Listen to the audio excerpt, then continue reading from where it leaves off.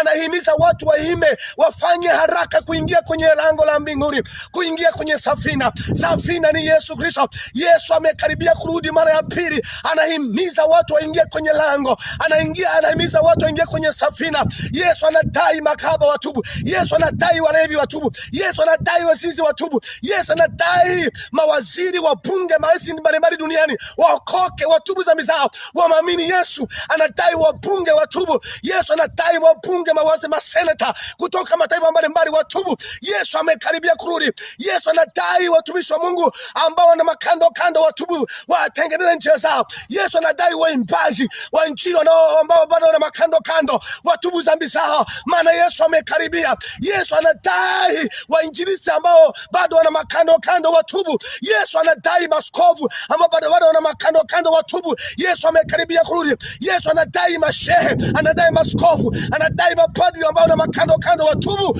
waokoke, waache njia zao mbaya. Yesu amekaribia kurudi. Yesu amekaribia kurudi. Acha dhambi mwanadamu, acha dhambi mwanadamu. Yesu anarudi mara ya pili. Hili jambo usilichukulia kawaida kabisa. Chukulia ni jambo la serious ya kwamba Yesu atarudi mara ya pili. Siku tusiyojua na saa tusiyotarajia. Yesu atarudi. Acha dhambi, okoka. Yesu anarudi na Yesu anakupenda.